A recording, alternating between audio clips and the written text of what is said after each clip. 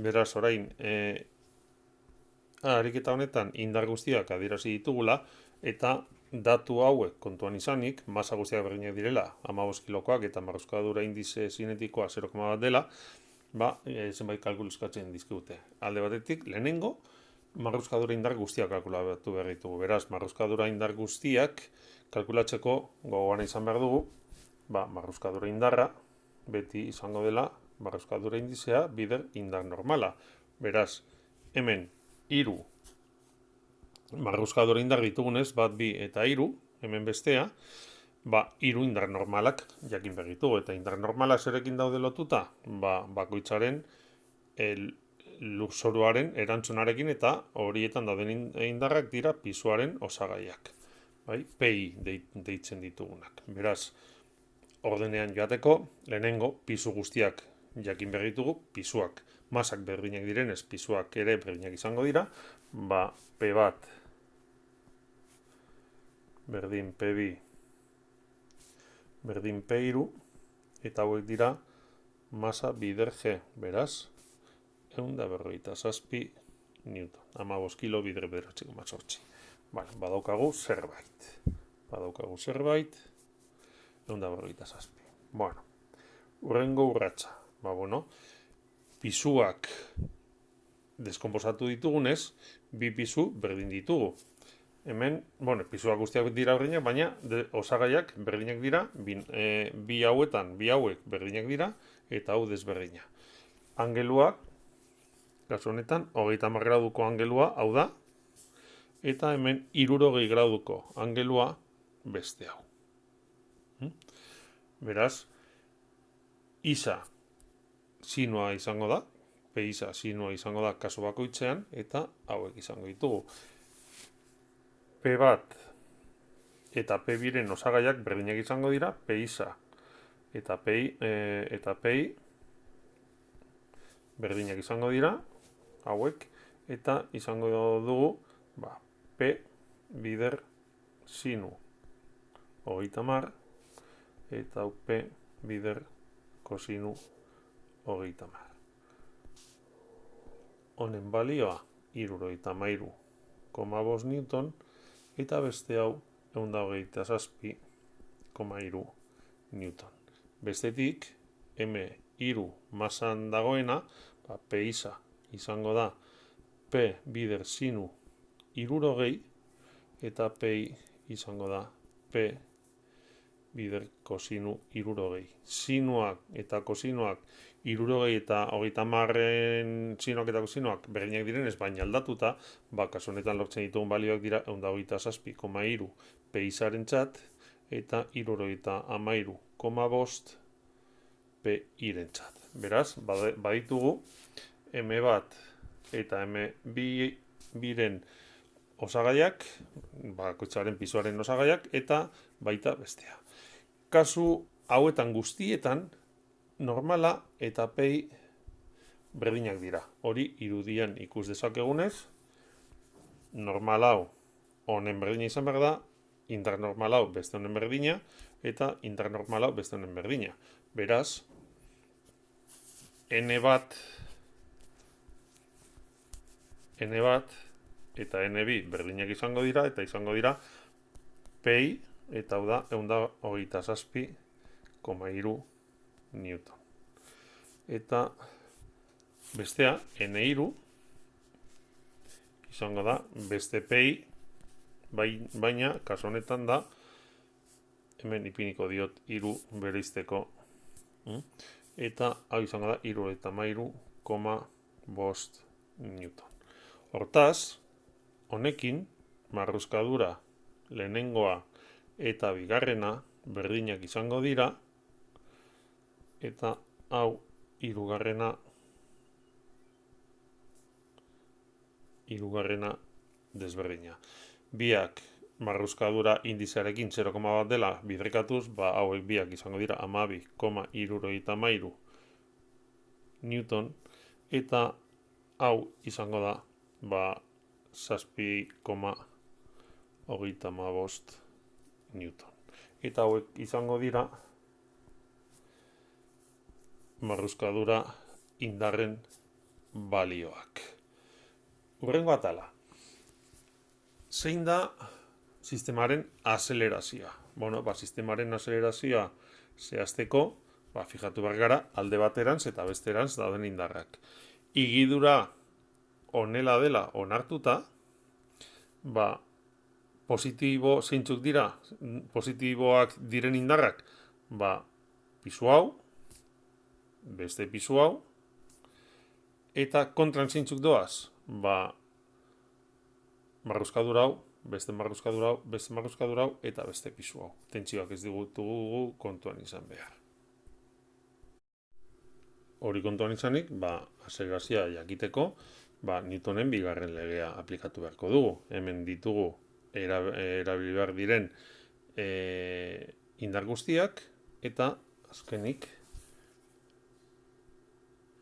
hemen Newtonen bigarren legea kontuan izanik masa bider azelerazioa dela kontuan hartuta, eta norantza mugitzen den kontuan izanik, dauzkagu esan dugunez lehenengoaren pisua iza ardatzean, gehi bigarrenaren pisua iza ardatzean, eta beste guztiak kontran. Hirugarrenaren pisua iza ardatzean, lehenengoaren marruskadura, bigarrenaren marruskadura, hirugarrenaren marruskadura, eta hauek guztiak dira masa bideratzailea. Ze masa? Masa guztiak. 15, hau da, M1, gehi M2, gehi M3, bider azelerazioa. Beraz, orain, datu guztiak ordezkatuz, denak kalkulatuta daude hemen, eta hor daukagu. Peisa lehenengo eta bigarrenean 73,5. Beraz, 73,5 gehi 73,5. Peisa bigarrenean hori hemen ikusi dugu dela 127,3. Beraz, ordezkatuko dugu bere balioa. 127,3. Marruskadurak, lehenengo eta bigarrena, 12,73. Beraz, 12,73, ken 12,73, eta azken marruskadura zen 7,35. 7,35. Eta masa guztiak berdinak izan, eta 15 kilo bakoitza, hemen 45 bider azelerazioa. Hemen guztia ordezkatuz, lortuko duguna izango da hauze. Azelerazioa izango dela minus 0,2 bederatzi metro zati segundu karratu. Ez diogu balio honi zifra gehiago ipiniko, zergatik. Guk suposatu dugu, suposatu ez, ariketak esaten digu honela mugitzen dela, eta ikusten dugu horrela dela, ze peisa bat eta peisa biren batuketa peisa 3 baino gehiago da. Hauek dira 127, hau gehiago 127 da, eta hau da 127, beraz, bi hauek handiagoak dira, eta hau mugituko litzateke honantza, baina marruskadurak egiten duena da horren kontra egin. Ez duena egingo izango da inolaz ere norabidea edo norantzkoa aldatu. Hau da, honantza mugitu behar badira, edo honantza mugituko dira, edo ez dira mugituko. Eta azelerazio negatiboa lortzea horrek esan nahi du ez direla mugituko. Suposatuko luke guretzat hau positiboa bada, azelerazioa kontrako alderantz izango dela, eta beraz geldituta egongo dira, ze ez da beste alderantz joango, ze beste alderantz joaten bada, marruskadurak kontrako alderantz joango lirateke guztiak, eta berriro kalkulatzen badugu azelerazioa, desberdin izango denez, azkenik beste azelerazio negatibo bat izango genuke, eta hor bukle batean sartuko ginateke ez. Ez bada mugitzen honela, ez da mugituko. Beraz, zer esan behar dugu honekin? Sistema hau ez dela mugituko. Eta tentsioak kalkulatzeko ez denez mugitzen, marruskadurak jakin beharko genituzke, eta ez denez mugitzen indize estatikoa beharko genuke. Marruskadura indize estatikoa, eta ez daukagu, eta gainera nahiko zailduko litzaiguke kalkuloa. Zer egingo dugu? Bueno, kasu honetan bakarrik da kalkuloa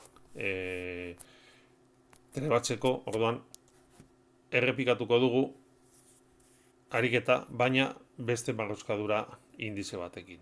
Txikiago batekin ze bestela ez da mugituko alde horretarantz, eta ezin ditugu tentsioak kalkulatu. Zer egingo dugu?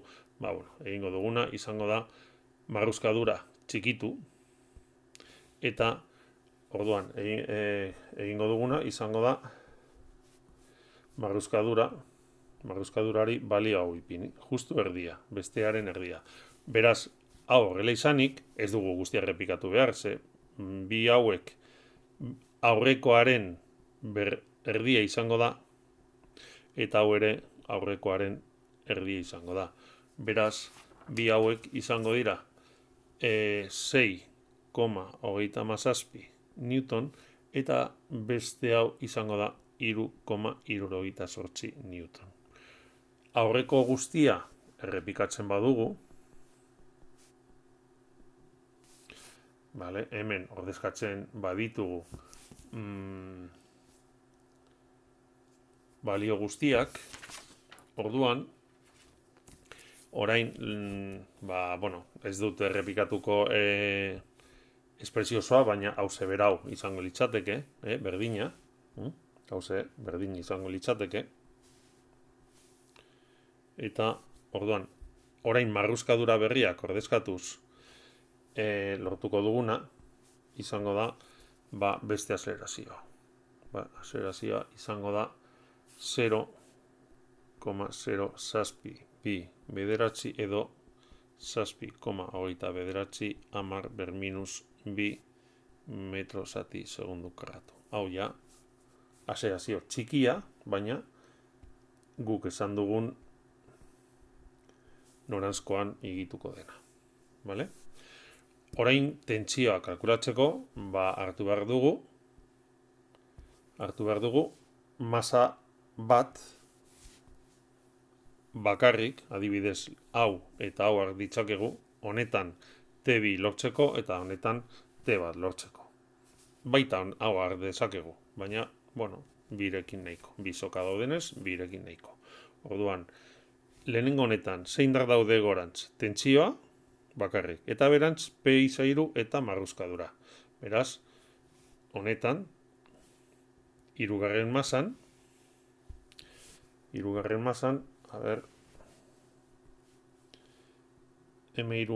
M3an tentsioa lortzeko, hau da T2, esan dugu gorantza T2 dela, eta berantza P3 eta marruskadura 3, eta hau da masa bider azelerazioa. T2 ez dakigu, P3 kalkulatu dugu, P3 da esan dugunez 127,3, marruskadura orain txikiagoa da, eta da 3,78, masa 15, eta azelerazioa esan dugu 0,072 bederatzi.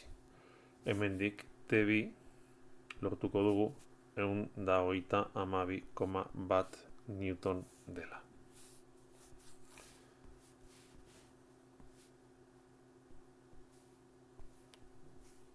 Newton. Beste tentsioa kalkulatzeko gauza bera egingo genuke, baina kontuan izanik hemen, adibidez, masa honetan, edo honetan, dezakegu ere, alde baterantz eta kontrako alderantz doazenak. Igiduraren alde, hau, kontran T1 eta marruskadura. Horiek kontuan izanik,